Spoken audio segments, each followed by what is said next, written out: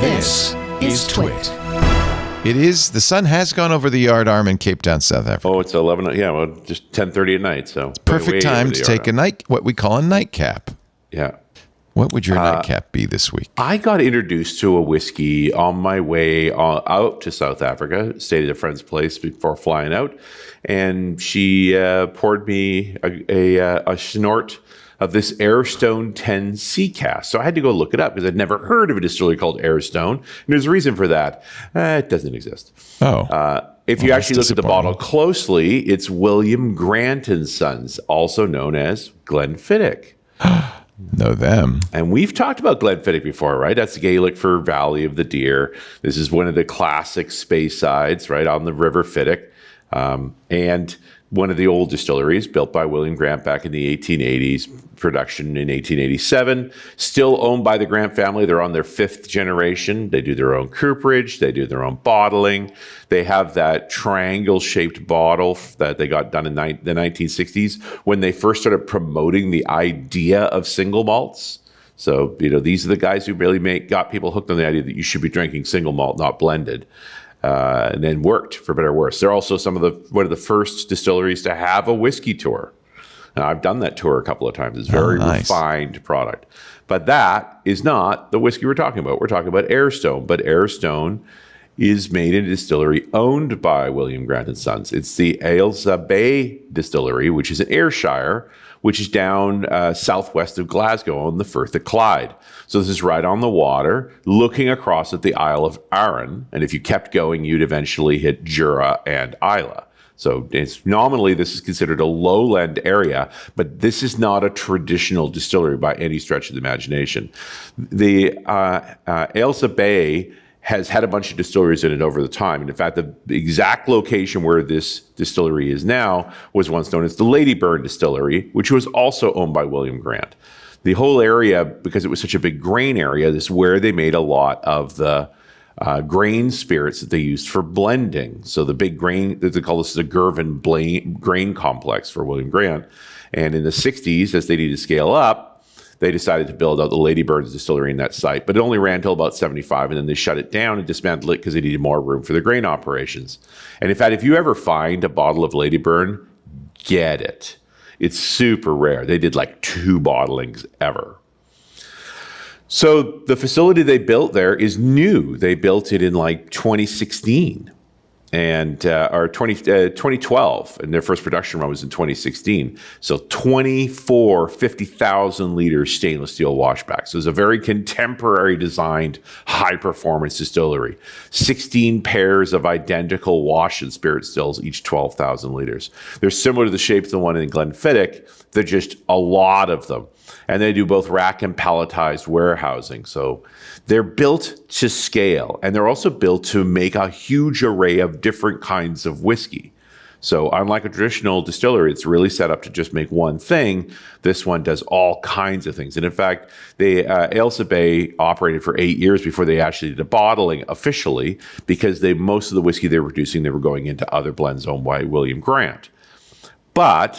And in 2016, they did its initial no-age statement release, which was a heavily peated whiskey. But the Aerstone line specifically, as this is a quote from William Grant & Sons, developed to attract new drinkers to whiskey because established whiskeys like Glenfiddich and Balvenie, also owned by William Grant, are, quote, too complex and intimidating in choice and language.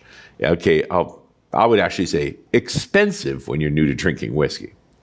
So they make 2 editions. One's called the Land Cask, and the other one's called the Sea Cask. What's the difference between the two? They're both made in the same distillery, but the Land Cask is peated, although it's peated with Highland peat as opposed to Islay peat, because Islay peat has a lot of seaweed and marine vegetation. It's quite a bit stronger. They call it more iodine, where Highland peat is mostly heather.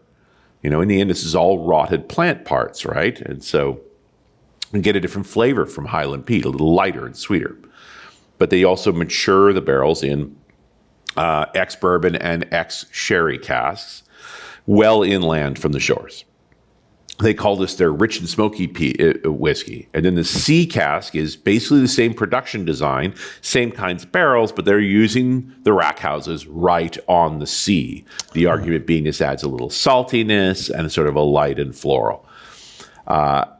You can find this at a Bevmo for $35 for an American for a Scottish whiskey. It is a bargain, and it was originally produced to sell at Tesco. So the Tesco big grocery is store, a right? big grocery store chain in the UK, and they sold it for £30, often on sale for £20 because it hasn't sold very well. And there's a reason for that. This is a pretty basic whiskey. I wouldn't disagree that the Sea Cask is lighter because it is. It even looks lighter. It looks a lot lighter. Yeah. And of course, if you go and look at the whiskey reviews for it, all those people like complex whiskeys, and so they're going to be disappointed with this one. Right. I would call this, sometimes you call some whiskeys mostly harmless. This is completely harmless. This would be for somebody like me who doesn't want any peat. You want to drink a Scottish whiskey. You don't want to break the bank. Yeah. And it's not, what it isn't is harsh in any way. Yeah. But I would say it's very simple. It's kind of a one-noted basic whiskey, and they produce it that way. That's how they kept the price down. I strongly suspect that their barrels were heavily used, that these are barrels that they would no longer be willing to use in Balvenie, and so this sort of getting last cuts out of the barrel to make some inexpensive whiskey from. It's the only way they get the price down for a 10-year-old to £30 is to just lower the costs all around. They're using their scale of operations and their generations of barrel utilization to be able to make a very inexpensive whiskey. I'm probably not going to buy it, but I would not steer someone away from it who is just a little whiskey curious. Okay. Because it is really a Scottish whiskey, and it's a 10-year-old. It'll by far the cheapest 10-year-old I've ever seen. Is it smooth? Yeah. It's pretty, like I said, it's gentle. There's not a lot going on there. Yeah. And, it's only 40%. So it's not really strong. It's certainly been colored. It's certainly been chill filtered. Like they've done all the processes to make this as easy to drink as possible and keep the price way, way, way down. The drinkable Aerstone Sea Cask. But they created a separate name and a separate brand for this, I think, largely in conjunction with Tesco.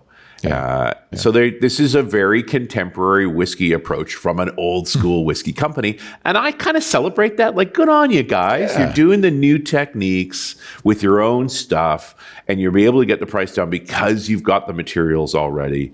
But I've already crossed the line. I like a Balvenie, and I think I'll drink that, admittedly, for $100 a bottle. That, my friends, is Richard Campbell. You'll find him at home at runnersradio.com, and that's also where .net rocks. You'll never find him at home. Well, that's the thing. That's his home on, because you never know where he's going to be in the world. When I get back from this trip, I am home for a whole 6 weeks, which is almost past the threshold for she who must be obeyed. So we'll see what happens with that.